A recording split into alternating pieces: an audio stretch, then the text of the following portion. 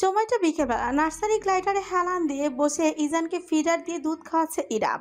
Formula milk নয়, best pump ব্যবহার করে সে পাম্প করে সংরক্ষণে রেখেছিল, সেটাই খাওয়াচ্ছে। এখন একটু সুবিধা অনুভব করছে সে। অতিরিক্ত চাপে বুকে আর তেমন একটা ব্যথা হয় না যেটা আগে হতো। ঠুলু ঠুলু চোখে ইরামের বুকে শুয়ে ফিডার চুষছে ইজান। চুকচুক করে একটা শব্দ হচ্ছে তাতে। এই শব্দটা ইরামের ভীষণ প্রিয়। মুচকি হেসে ছেলে পিঠে আলতোভাবে হাত বোলাতে বোলাতে নার্সারি গ্লাইডারে দুলছে সে। এই আসবাবটাও ভীষণ কাজের এবং আরামদায়ক। দেখতে পুরোদস্ত রাজকীয় ভেলভেট সোফার মতন, অথচ বসলে আরাম কেদারার ন্যায় দোল খায়। বাচ্চারা এতে আরাম পায় খুব সহজেই, শান্ত হয়ে পড়ে। মায়ের ভীষণ সুবিধা, যেখানে সেখানে যেমন তেমন ভাবে বেস্ট ফিডিং করার ঝক্কি পোহাতে হয় না। এই জন্য এটাকে ফিডিং চেয়ারও বলা হয়। এমন বস্তুও আজকাল আবিষ্কার হয়েছে ভেবে ইরাম বেশ অবাকও হয়। ইজানের সাথে সাথে তার চোখ জোড়াও বুঝে এসেছিল প্রায়। এমন সময় রুমের ভেতর এলো সাইবান। আজ সারাটা সকাল সে বাইরেই ছিল, আর কিছুক্ষণ বাদেই তার বড় একটা শো আছে, সেটার জন্য প্র্যাকটিস ছিল, সঙ্গে টুকিটাকি কাজও সেরে এসেছে। রুমে ঢুকেই ইজানকে খাওয়ানোর দৃশ্যটা তার তীক্ষ্ণ চোখ জোড়াকে খানিক নরম করে তুলল। খানিকটা গভীর দৃষ্টিতেই দেখল সে প্রাণ ভরে। তারপরে নিজে থেকে বিব্রত অনুভবে করে গলা খাকারি দিল। শব্দ কানে যেতে ইরাম চোখ খুলে ফেলে সামনে তাকালো। আলাদিন। আস্তে করে উচ্চারণ করলো সে। তারপর বুকের ওপর থেকে অতি সাবধানে ইজানকে তুলে ধরল। বেচারা ততক্ষণে ঘুমিয়ে কাঁদা। ফিডার রেখে ছেলেকে নিয়ে বিছানা মাঝখানে শুয়ে দিল ইরাম। পাতলা কম্বল দিয়ে ঢেকে দিল ছোট্ট শরীরখানি। মুখের দুই পাশে দুই হাত মুঠো পাকিয়ে গভীর নিদ্রায় আচ্ছন্ন হয়ে রইল ইজান। গোসল করে নাও, আমি সুগন্ধাকে খাবার দিতে বলছি। ইরাম বলে উঠতেই সাইবার মাথা নাড়ল। না, আমি খেয়ে এসেছি বাইরে থেকে। নিজের শরীর থেকে সাবধানে জ্যাকেট খুলে নিয়ে বিনা শব্দে হেঁচে গিয়ে ক্লোজেটে ঝুলিয়ে রাখলো সে। তারপর গলা নামিয়ে নরম সুরে পড়ল। আপনার আজকে রাতে কোনো কাজ আছে? ফিডার পাম্প গুছিয়ে রাখতে রাখতে ইরাম জানালো। না, কেন হঠাৎ? আমার সাথে একটু বেরোবেন তাহলে? পোটলাটাকে রেখে যেতে হবে, ঘুম পাড়িয়ে যাবেন। চিন্তা নেই, সিসার জরিনার আম্মা সোকেনাটা দেখে রাখবে। ইরাম কুচকে ফেলল। কি এমন কাজ? কি এমন কাজে যেতে হবে? আমার বন্ধু বান্ধবদের সাথে আপনাকে পরিচয় করাবো, ওরা বায়না ধরে বসেছে। বন্ধু? অনুরাগ, আফনান ওরা? কিন্তু ওরা তো আমাকে দেখেছে। ক্লোজেটের দরজা আটকে ঘুরে দাঁড়ালো সাইবার। বুকে দুবাহু বেঁধে জানালো। অনুরাগরা আমার ক্লোজ ফ্রেন্ড। ওরা বাদেও কিছু চেনা জানা মানুষ আছে, কলিগ বলতে পারেন, যাদের সাথে আমি চলাচল করি, কাজ করি। আজ সন্ধ্যায় ওদের ছোটোখাটো একটা পার্টি দেবো ভাবছি। আমাদের তো কোনো রিসেপশন হয়নি, এটাকে তেমন কিছু ধরে নিন। ইরামের মনের ভেতর কেন যেন খচখচ করলো। এই বিয়েটা অস্থায়ীভাবে শুরু হয়েছে, যদিও শুধুমাত্র সে এবং সাইবান সেই কথা জানে।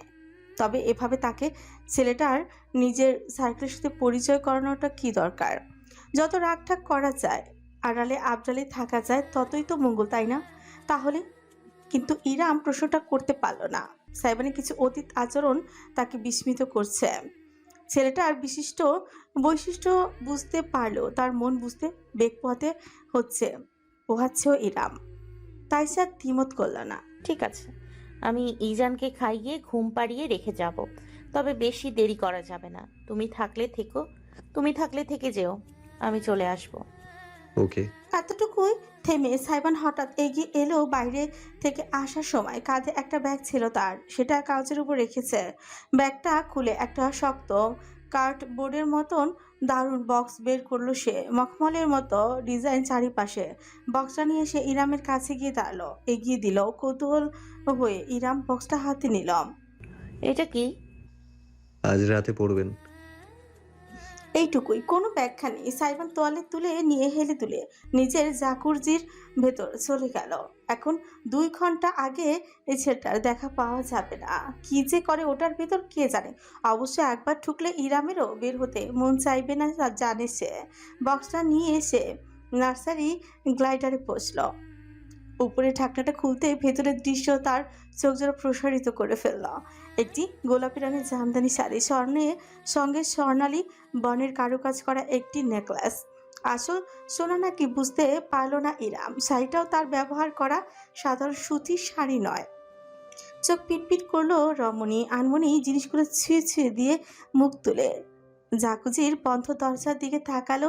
হঠাৎ এইসব এখন যখন ভাবছে তখন ইরামের মনে পড়ল বিয়েতে সকলের থেকে মোটামুটি উপহার পাওয়া হয়েছে তার, এমনকি সারিকা এবং মিসিরের পক্ষ থেকেও একজোড়া স্বর্ণের দুল এবং ইজানের জন্য প্লাটিনামের একটা চেইন পেয়েছে সে। কিন্তু সাইবানের তরফ থেকে কিছু আসেনি। সে চায়নি উপহার চাইবার মতন কিংবা প্রত্যাশা রাখার মতন করে তো বিয়েটা হয়নি। এটা ইরামের স্বামীটা প্রথম উপহার। বাক্যটা নিজে থেকে হৃদয়ে ধ্বনিত হলো। ইরাম বলতে পারবে না কেমন যেন অনুভূতি হলো বুকের ভেতর। এমন নয় যে সে অন্যর কাছ থেকে কোনোদিনও কোনো উপহার পায়নি, বরং পেয়েছে এর চাইতো দামি কিছু। অর্ণ তাকে বিয়ের উপলক্ষে বাদে প্রথমবার ভীষণ দামি এক উপহার দিয়েছিল, রুবি লকেট। চকচকে লাল ইরামের উজ্জ্বল শ্যামলা ত্বকের সঙ্গে দারুণ মানাতো যখন সে গলায় পড়তো। কিন্তু সেই উপহারের অনুভূতি একেবারে আলাদা, কারণ সেই রুবির লকেটটা ইরাম পেয়েছিল অরণ্য তার গায়ে প্রথমবার হাত তোলার পর। সন্ধে 7:30। সিঁড়ির গোড়ায় হেলান দিয়ে দাঁড়িয়ে ফোন ঘাটছে সাইবান। পুরোপুরি প্রস্তুত সে। অনুরাগ ইতিমধ্যে মেসেজ দিয়ে রেখেছে তারা কোথায় আছে জানতে চেয়ে। সাইবান গলা উঁচিয়ে ডাকল, কই কই আপনার হলো? এই যে আসছি। 2 তলা থেকে ইরামের জবাব ভেসে এলো। তির্যক হাসলো সাইবান। নারী জাতি এক কিসিমের, হোক সে কোনো সাধারণ তরুণী কি ইরামের মতো বুঝদার নারী, স্বামীকে অপেক্ষা তাদের করাতেই হবে। ভিআইপি এন্ট্রি নেবে এরপর। আনমনি বিড়বিড় করলো সাইবান। ঠিক তখনই তার কানে ঠকঠক আওয়াজ এলো। ফোন হাতে সামান্য মাথা কাত করে পিছনে তাকালো সে। ওইখানেই বুঝি তার গোটা জগৎ থেমে গেল তৎক্ষণাৎ। সিঁড়ি বেয়ে নিচে নেমে আসছে ইরাম। তার দেয়া গোলাপি জামদানি শাড়িটা অঙ্গে জড়ানো, লম্বা চুলগুলো মাঝখানে সিধি করে কাঁধের দুপাশে ছেড়ে রেখেছে। হাতে একটা হ্যান্ডব্যাগ, পায়ে 2 ইঞ্চির হিলের জুতো, গলায় স্বর্ণের নেকলেসটি শোভা পাচ্ছে।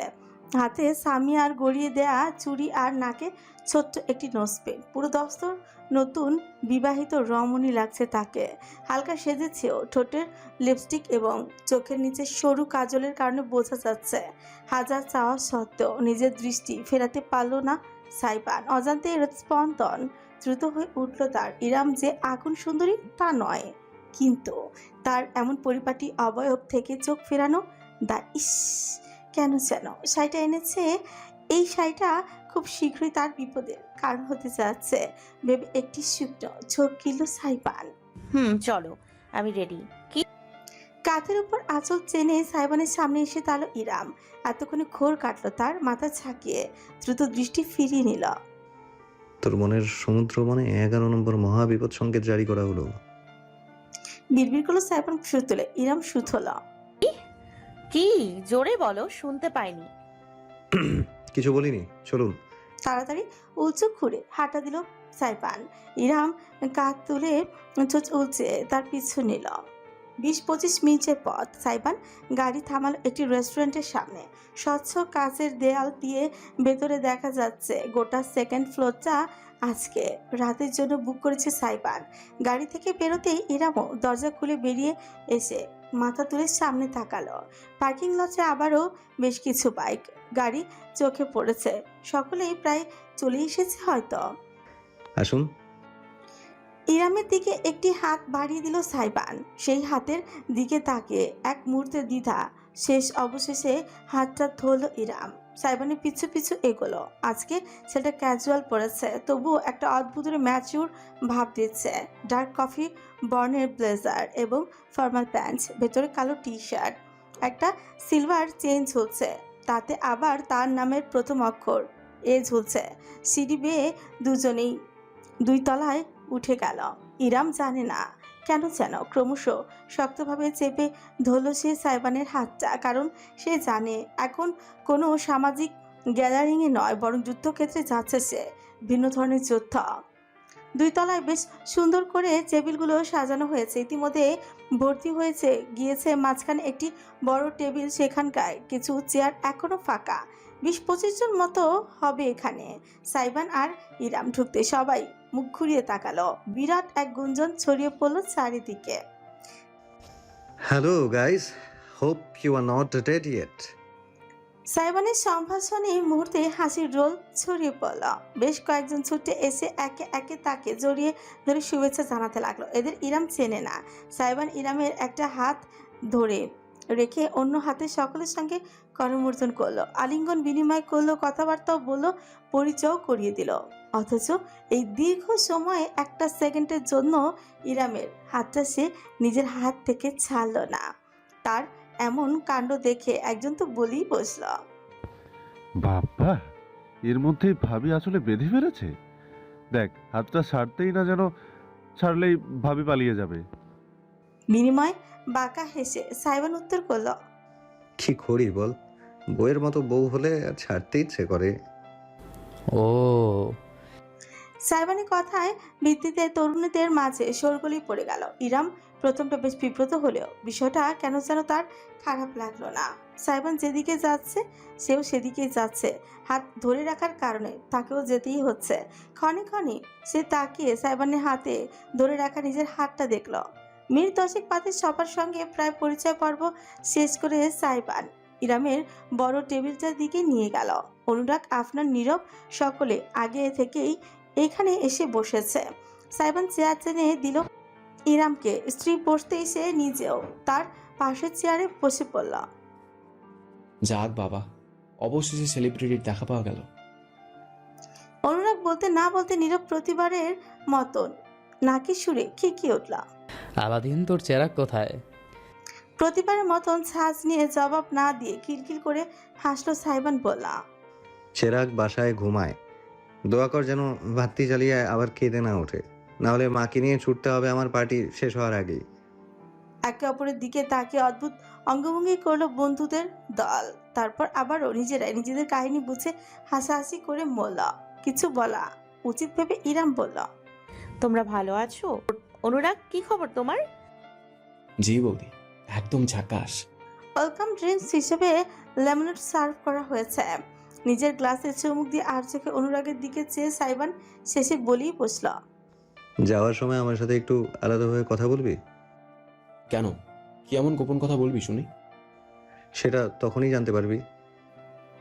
অশুভ হাসলো সাইবান। অনুরাগ ওই হাসি আর ভুতুরে চোখের দৃষ্টিটাও খুব ভালো করে চেনে। শিউর উঠল সে। সাইবানের সঙ্গে সে কি এমন করেছে যে এইভাবে বদলা নিতে চাইছে? মানুষের উপস্থিতির কারণে অবশ্য সেটা সরাসরি জিজ্ঞেস করা আর সম্ভবপর হলো না। বেশ খানিকটা সময় গল্প গুজব করার পর ওয়েটার এলো জিজ্ঞেস করতে মেন কোর্স দিয়ে দেবে কি না। সাইবান আশেপাশে তাকিয়ে বলল, সকলে এসেছে, কেউ আসার বাকি আছে আর? সবাইকে দেখছি, শুধু তিতলি ছাড়া। আফনান টেবিলে একমাত্র খালি চেয়ারটা দিকে ইঙ্গিত করে বলল। সাইবান চেয়ার আর একটা চিন্তার ছায়া ভর করলাম। গ্রুপে সবাইকে ইনভাইট করেছি, তোদেরকে তো আলাদাভাবেও বললাম। ও কি আসবে না? তুই ডাকবি আর আমি আসবো না? মেরে চিনি।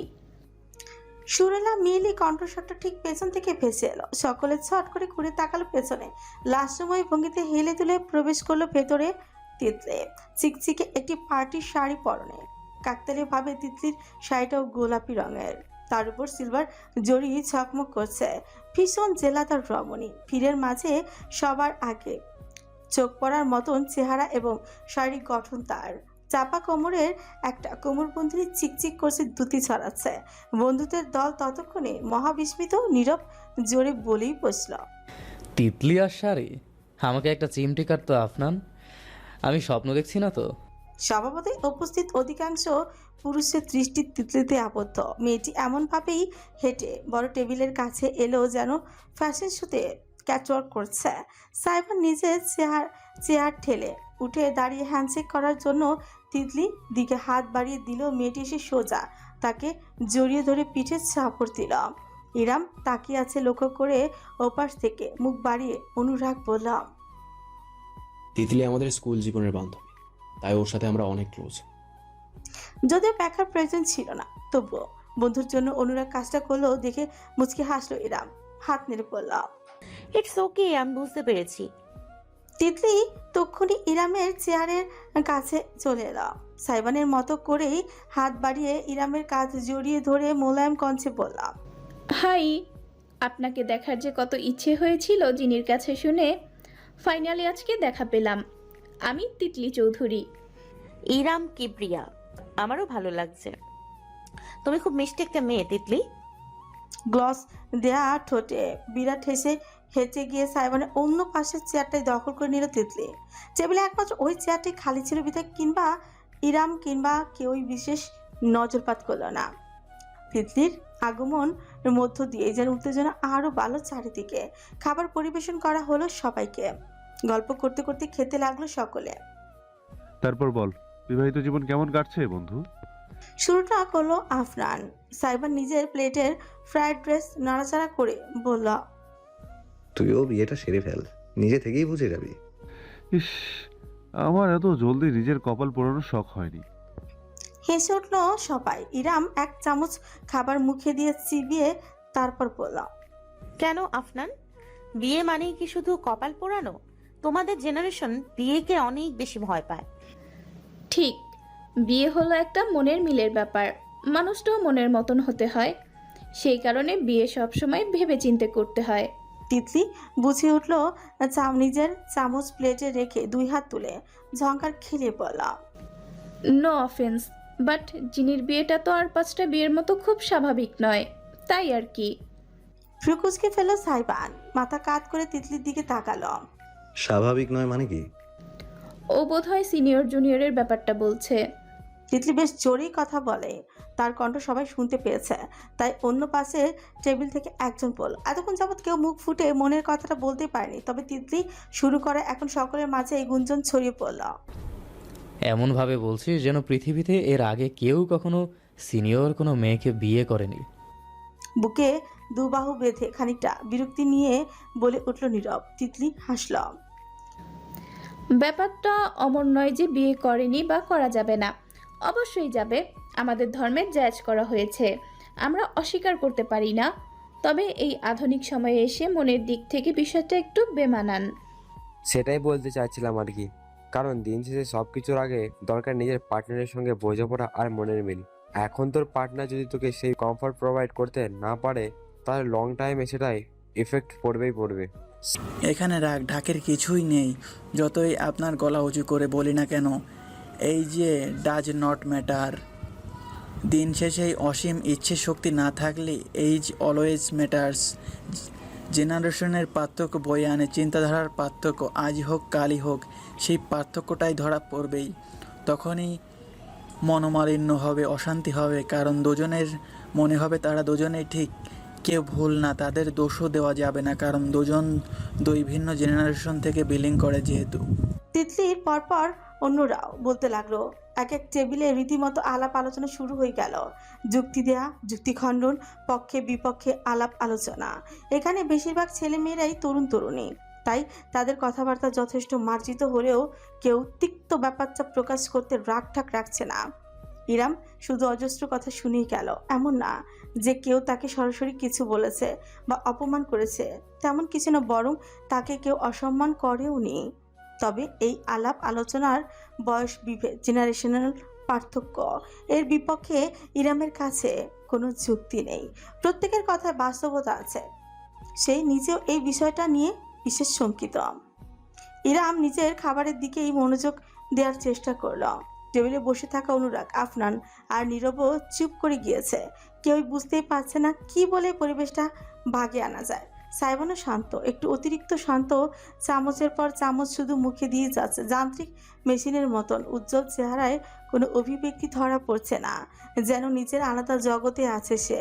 ছেলেটার জন্য ইরামের খারাপ লাগলো, কারণ কোনো পুরুষেরই এমন কথা শোনা উচিত না যেখানে তার ব্যক্তিগত সম্পর্কের ভবিষ্যৎ নিয়ে মানুষ খোলাখুলি আলোচনা করবে। ঝুঁকে স্টেকের পিস মুখে দিতে গিয়ে সাইবানের ব্লেজারের কলারে খানিকটা সস লেগে গেল। সে খেয়াল অবধি করলো না। ইরাম মুখে কিছু না বলে নিঃশব্দে একটা টিস্যু তুলে নিল। তখনও চারিপাশে আলাপ আলোচনা জারি আছে। সিনিয়র জুনিয়রে শুধু মাখোই প্রেমটা হয়, ভালোবাসা হয় না। বন্ধুদের দলের হাজার কথাবার্তার মাঝেও তেমন বিশেষ প্রতিক্রিয়া আর দেখালো না ইরাম। সে নীরবে একপাশে ঝুঁকে হাতের টিস্যুটা দিয়ে সাইবানের কলারের লেগে যাওয়া সসটুকু মুছে নিল। ছেলেটা নিজের ঘোর থেকে যেন বেরিয়ে নিচে তাকালো, দেখলো কিভাবে সযত্নে ইরাম তার কলার পরিষ্কার করে দিচ্ছিল। মোছা শেষ করে জেনা রমণী ঘুরে বসতেই যাবে, ঠিক তখনই হঠাৎ সাইবান নিজের মুখটা ঘুরিয়ে ঠিক তার কপাল বরাবর উষ্ণ ঠোঁট ছুঁয়ে দিল। উপস্থিত প্রত্যেকের সামনে সরাসরি কোনো দ্বিধা ছাড়াই হতভম্ব ইরাম জমে গেল। মুহূর্তের ভেতর তার হাত থেকে টিস্যুটা ফসকে নিচে মেঝেতে পড়ে গেল। আফরান, নীরব, অনুরাগ, এমনকি অন্য পাশে থাকা তিতলিও প্রসারিত নয়নের দৃশ্যটি দেখে গেল। অথচ সাইবানের হেলদোল নেই, যেন যা করেছে তা তার নিত্যদিনের কাজ, অতি প্রিয় অভ্যাস। ইরামের কপালে চুমু খেয়ে সে স্বাভাবিক গলায় বলল, থ্যাঙ্কস মিসেস আলাদিন। হাসি ফুটল অনুরাগদের ঠোঁটে। সাইবান একেবারে শান্ত ভঙ্গিমাতে খাবারে ফিরে গেল। আফরান নিজের হাতের জুসের গ্লাস তুলে গলা উঁচু করে সকলকে শুনতে পায় এমন কঞ্চে বলল, অন সেকেন্ড থট, সম্মান আর কদরটাই সম্পর্কের আসল চাবিকাঠি, বয়স নয়। ইয়েস। ইয়েস। আফরানের কথার ভিত্তিতে অনুরাগ আর নীরব একসঙ্গে সায় জানালো জোরালো ভাবে। রাত 9:30। সকালে খাওয়া দাওয়া এবং শুভেচ্ছা বিনিময় সমাপ্ত প্রায়। টেবিল থেকে সবার আগে উঠল সাইবান। ইরাম একটু ওয়াশরুমে গিয়েছে। সে নিজের ব্লেজার ঠিকঠাক করে খানিকটা ঝুঁকে তিতলিকে দেখল। মেয়েটা বেশ হেসে হেসে আরেকজনের সাথে কথা বলছে। তিতলি, হাসি মুখে ঘুরে তাকালো তিতলি। সাইবান শীতল গলায় বলল, এরপর থেকে দেখা হলে হ্যান্ডশেক করবি, জড়িয়ে ধরবি না।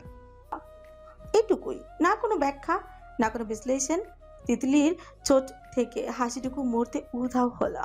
অথচ সাইবান সেটি দেখার অপেক্ষায় নেই। ইরাম ওয়াশরুম থেকে চলে এসেছে। সেই টেবিল থেকে ইরামের হ্যান্ডব্যাগটা নিজের বাম হাতে তুলে নিয়ে ডান হাতে এগিয়ে স্ত্রীর একটা হাত তোলো, বাকিদের দিকে তাকালো। আই হোপ তোরা সবাই এনজয় করেছিস। রাত হচ্ছে, আমাকে বাড়ি ফিরতে হবে। তোরা এনজয় করতে থাক, অনুরাগ আছে এখানে, পরে দেখা হবে আবার। Good bye. ইরাম কাউকে বিদায় জানানোর সুযোগও পেল না। ভীষণ অবাকই হয়ে সাইবানের পিছু পিছু হাঁটতে বাধ্য হলাম।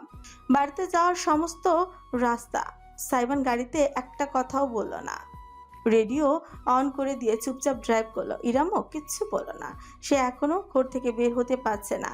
ক্ষণে ক্ষণে অজান্তেই তার হাত ছুঁয়ে দিয়ে যাচ্ছে নিজের কপাল। মনে হচ্ছে যেন সেখানে এখনো সাইবানের ঠোঁটের উষ্ণ লেপ্টে আছে।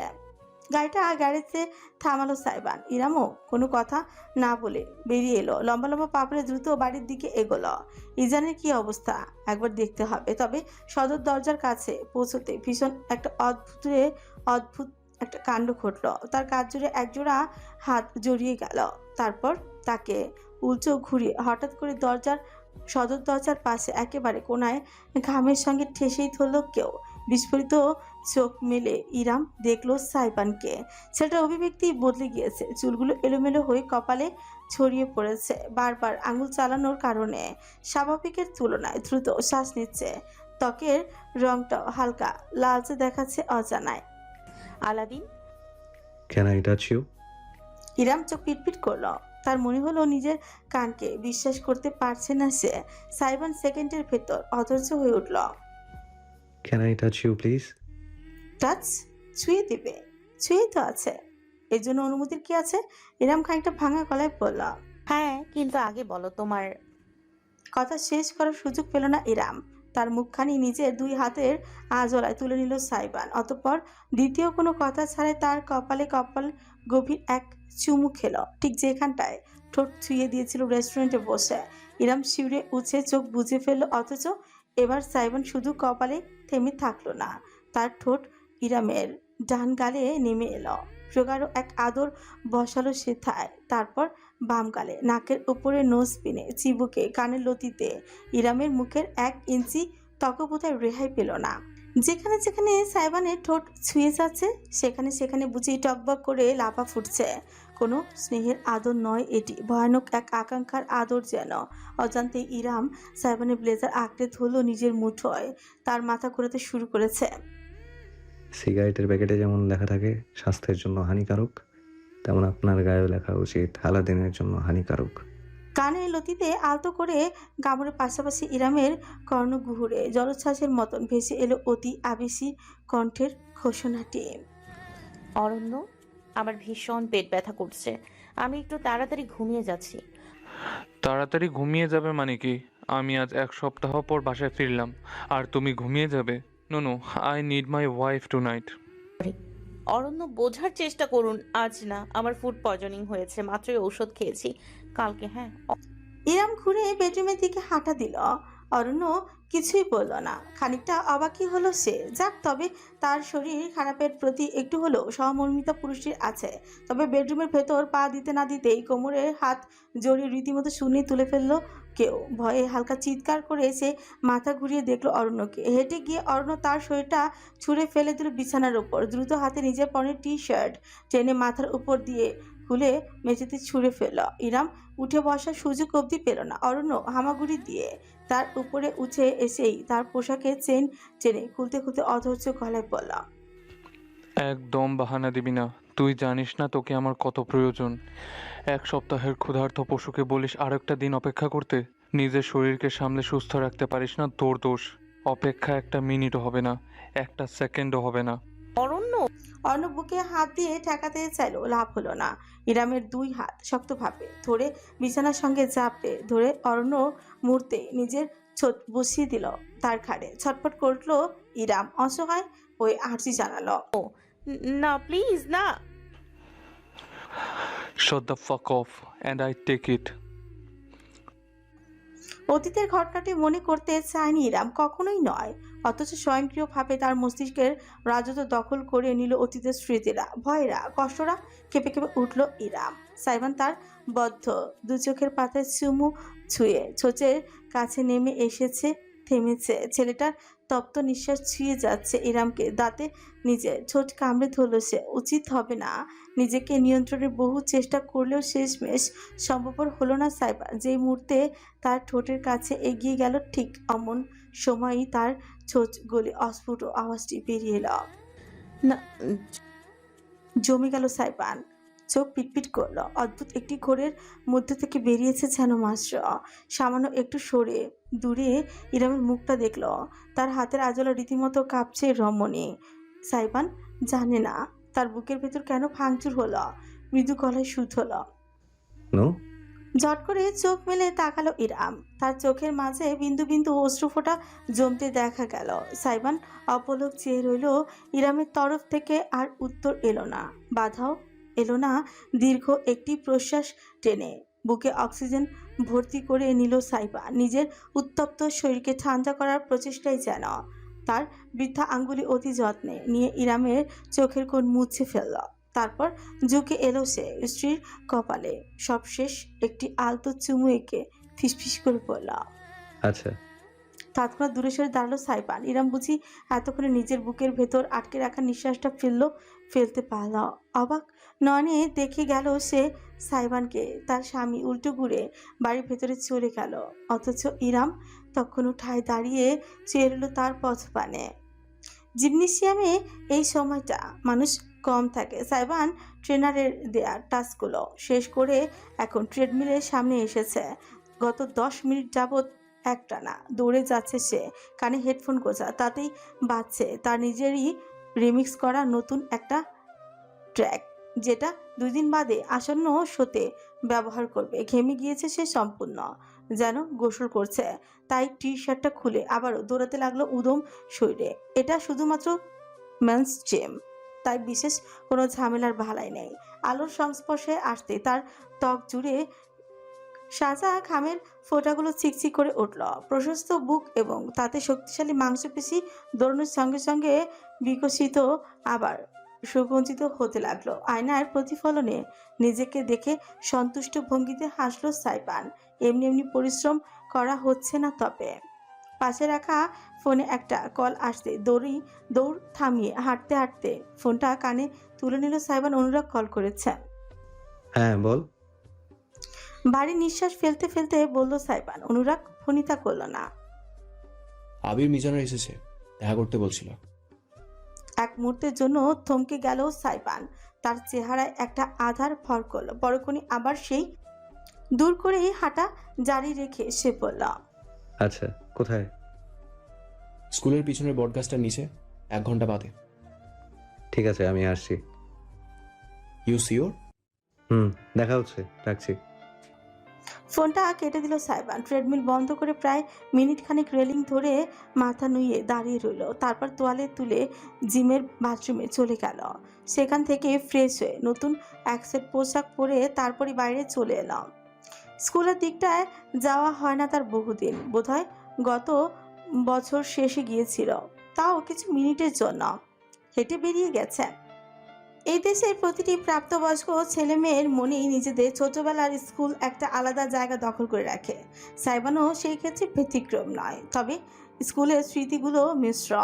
এখানেই কলেজ শেষ করেছে, তারপর বিশ্ববিদ্যালয়ে ভর্তি। আবির, মিজান দুজনই তার একেবারে ছোট্টবেলার বন্ধু।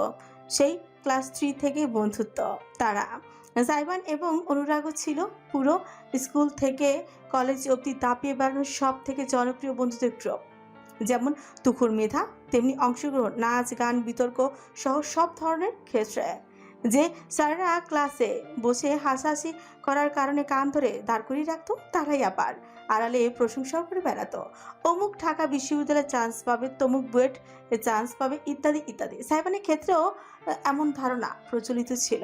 তার মা ডাক্তার, চোখ বুঝে সাইবান ঢাকা মেডিকেলে চান্স পাবে, এটা সবাই বলতে পারতো। আর কেউ না হোক, সাইবান টিকবে। অথচ সাইবান টিকল না, ডাক্তার হতে পারল না।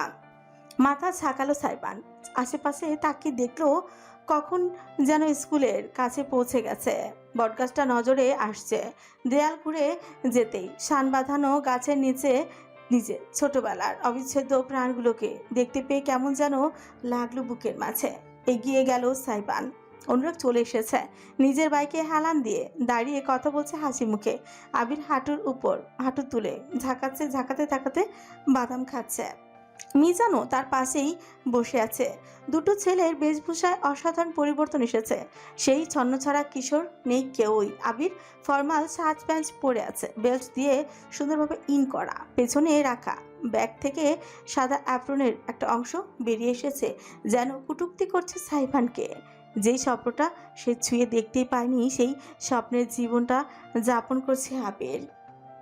সারা দেশে মেডিকেলে 3য় হয়েছিল, এখন ঢাকা মেডিকেলে তার ঠিকানা। অপরদিকে মিজান একজন সিভিল ইঞ্জিনিয়ার, বুয়েট থেকে বেরিয়েছে, BCS দিচ্ছে, সরকারি চাকরি নিশ্চিত প্রায়। জীবনে সকলেই সেটেল, এমনকি অনুরাগও। সাইবান এগিয়ে আসতে আবির ঘুরে তাকালো। Hey bro, long time no news.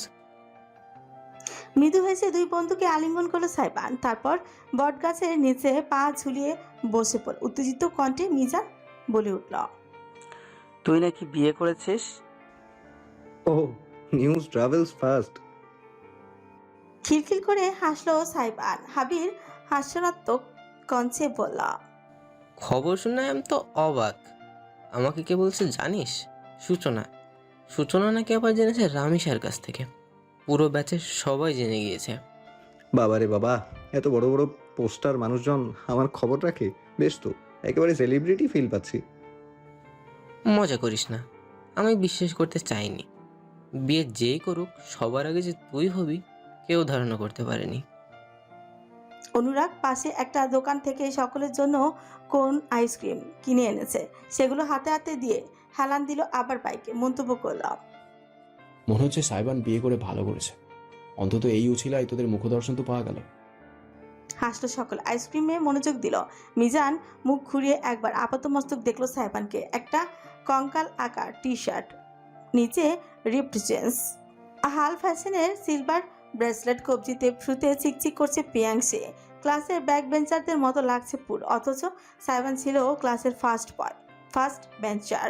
সবার মাঝে ভীষণ বেমানান লাগছে তাকে। মিজান মন্তব্য না করে আর থাকতেই পারলো না। এখনো ডিজে মিজি গিরি করে বেড়াস নাকি? অবস্থা দেখছিস নিজের, বিয়েও করে নিয়েছিস, সিরিয়াস হবি আর কবে? সাইবান উত্তর করলো না, নীরবে হেসে আইসক্রিম মুখে ঢুকিয়ে রাখলো। আবির পাশ থেকে তার উরুর উপর হাত রেখে চাপু দিয়ে বলল, বলে একটা চাকরি বাকরির চেষ্টা কর। প্রাইভেটে পড়েছিস তো কি হয়েছে? আঙ্কেল আন্টির কি টাকার অভাব? মাস্টার্সটা কর, বিদেশ যা, চাকরির অভাব হবে না, লাইফ সেট। কাকে আর কি জ্ঞান দিচ্ছিস? ওর উড়নচণ্ডী লাইফ ভালো লাগছে, ভালো থাকতে দে না। ইজান বলতে অনুরাগ আর চুপ করে থাকতেই পারল না। তোরা এবার থামতে পারিস? এতদিন বাদে দেখা হয়েছে, কোথায় একে অপরের খবর জানবো তা না, একজনকে নিয়ে আলোচনা শুরু করে দিয়েছিস। যাকগে, সাইবানের তো হয়েই গেল। তোর সানায়ও শীঘ্রই বাঁচবে শুনছি আবির। মুচকি হাসল সে। হ্যাঁ রে, আকদ হয়েছে পারিবারিকভাবে, আমার মেডিকেল কলেজেরই ব্যাচমেট। ওয়াও, আকদ হয়ে গিয়েছে, আর ডাকলি না? আবির কাঁধ তুললাম। কাউকেই ডাকিনি, মিনহাজ গিয়েছিল শুধু। অনুষ্ঠান করব পরে, তখন সবাইকে দাওয়াত করব ভেবে রেখেছি। তুই আর সাইবান গিয়েও বা কী করতি? ডিজে পার্টি তো হচ্ছিল না। আমার ফ্যামিলি ভাই রেস্ট্রিকটিভ আর ধার্মিক। অনুরাগের মুখটা চুপসে গেল। সে আর চোখে দেখলো সাইবানকে। আইসক্রিম শেষ করে শান্ত হয়ে বসে আছে, অভিব্যক্তি বোঝা যাচ্ছে না। তোর কথা বল। তোর বউ শুনলাম সিনিয়র অনেক বেশি। কেন ভাই, মেয়ের অভাব পড়েছিল নাকি? তিতলি না ফিতলি বলে একটা মেয়ে না ছিল কলেজ গ্যাংয়ে, ওটার কি হয়েছে? ওটাকে ধরতে পারিসনি? মিজানের কথা স্পষ্ট টিটকারি প্রকাশ পেল। আবির হেসে সায় জানালো। ঠিকই, তোকে অন্তত এমন পজিশনে মানায় না। নিজের মতো কাউকে পেলি না, নাকি কেউ মেয়ে দেয়নি? শেষমেশ বিয়ে করলি তো করলি একটা গোল্ড ডিগারকে। এতক্ষণ যাবৎ শান্ত থাকলো, এবার আর থাকলো না সাইবান। তির্যক হেসে ঘুরে তাকালো আবিরের দিকে। গোল্ডের ভরি কত জানিস? তাও তো আমার বউ আমাকে ডিক করেছে। তোর কাছে তো ডিক করার মতোও কিছু নেই। অপমানে আবিরের মুখটা টকটকে লাল হয়ে উঠল মুহূর্তে। সাইবান বেপরোয়া, তার কোনো সুক্ষেপ নেই। লাফিয়ে উঠলো সে, দাঁড়ালো, নিজের প্যান্ট ঝাড়তে লাগলো। আবির সইতে না পেরে বলি বসলো। আমার বউকে আমি কত ভরি স্বর্ণ দিয়েছি না দিয়েছি সেই হিসেব কি এখন আমায় তোকে দিতে হবে? তুই তো জন্মগত বড়লোক, তুই আমাদের মতো মিডিল ক্লাস ফ্যামিলির কি বুঝবি? আমরাই আমাদের ফ্যামিলির প্রথম এস্টাবলিশ চাইল্ড, বুঝেছিস? আমাদের বাপ মা আমাদের গড়ে দেয়নি, মাইন্ড ইট। তোর আব্বাও আমাকে ডিজে গিরি শিখিয়ে যায়নি শালা। ডাক্তারের মতন থাকবি, হ্যাডম নিয়ে চলবি, অন্যের লাইফ নিয়ে আলোচনা করবি কেন? সডান হাত বাড়িয়ে আবিরের কলার টেনে ধরল সাইবান। সকলে আটকে উঠল তীক্ষ্ণ চোখে। এককালের বন্ধুকে দেখে মৃদু গর্জন তুলে এসে পড়ল। যতক্ষণ আমার মধ্যে ছিলে আমি চুপ ছিলাম। আমার বউ ধরে টান দিলে শালা আমি তো 14 গোষ্ঠী ধরে টান দেব। তোদের মতো ডাক্তার ইঞ্জিনিয়ার হয়তো হতে পারিনি, তাই আমি বেশরম ডিজে। কিন্তু মনে রাখিস ডাক্তার সাহেব, তোর কলিজা যদি হাতি হয় তবে এই ডিজের কলিজা নীলতিমি। আমার নীলতিমিতে হাত দিতে চাইলে তোকে তোর অপারেশন টেবিলের উপরেই ফেলে সাইজ করব, একটুও হাত কাঁপবে না আমার। ঝটকা দিয়ে আবিরকে দূরে সরিয়ে দিল সাইবান। বেচারা হঠাৎ এমন আক্রোশে ভরকে গিয়েছে। ঝট করে মিজানের দিকে ফিরল সে এবার। আর তুই মিস্টার সিভিল ইঞ্জিনিয়ার ওরফে সরকারি চাকরিধারী, তোর গার্লফ্রেন্ড কি জানো? সূচনা, রাইট? অক্সফোর্ডে আছে শুনলাম। বলছিলাম গত বছর দেশে এসে আমার ডিজে পার্টিতে গিয়েছিল, বলেছে তোকে? বলেনি? খুব সুন্দর একটা 7 হাত সমান লেটারও দিয়েছে। চকোলেট, টেরি, বিদেশ থেকে ইম্পোর্টেড পারফিউম গিফট তোকে দিয়েছে। বাসায় গিয়ে চেক করে দেখিস তো। সাইবান। কিন্তু সাইবান আর দাঁড়ালো না। হনহন করে হেঁচে গিয়ে এক লাফে চড়ে বসলো অনুরাগের বাইকের পেছনে। অনুরাগও ইশারা বুঝতে সময় নিল না। বাইকে উঠে হেলমেট মাথায় দিয়ে ইঞ্জিন চালু করলো। আবির শান্ত ভঙ্গিতে উঠে দাঁড়িয়ে তাদের দিকে তাকালো, গম্ভীর গলায় বলল। তোরা নিশ্চয়ই বুঝতে পেরেছিস তোদের সাথে আমাদের বন্ধুত্ব শেষ। অনুরাগ শুধু তার ছেলে হাসি হেসে মুখ ফিরিয়ে নিল। এদের সাথে কথা বলতে রুচিতে পাচ্ছে তার। অপরদিকে সাইবান মাথা কাত করে অতি শীতল ভঙ্গিতে তাকালো। সেই 9-10 বছরের দীর্ঘ বন্ধুত্ব ভাসলো তার চোখের পাতায়। ছোট ছিল, ভালো ছিল, অথচ বড়বেলায় সব বদলে গেল। Careful what you say bro. আরেকবার আমার ঘরের রানীকে তুলে কথা বলে দেখ, তোর জান শেষ করে দেব। সেখানে বন্ধুত্ব তো কোন ঝাড়। বাইক এগোলো অনুরাগ। কেউ আর পিছনে তাকালো না অব্দি। সোজা বাইক ছুটিয়ে চলে গেল রাস্তা ধরে। সামিয়া তাড়াহুড়ো করে তৈরি হচ্ছেন। হাসপাতালের থেকে কল এসেছে, যদিও মাত্র আধ ঘন্টা আগে ফিরেছিলেন। এখনই আবার যেতে হবে। মানুষের জীবনের দায়িত্ব বলে কথা, এই দায়িত্বে অনেক ভার। আয়নার সামনে দাঁড়িয়ে অ্যাপ্রন গায়ে জড়িয়ে নিচ্ছিলেন। ঠিক এমন সময় পেছন থেকে তাকে আলিঙ্গনে বেঁধে কাঁধে মাথা রাখলো কেউ। জমে গেলেন তিনি।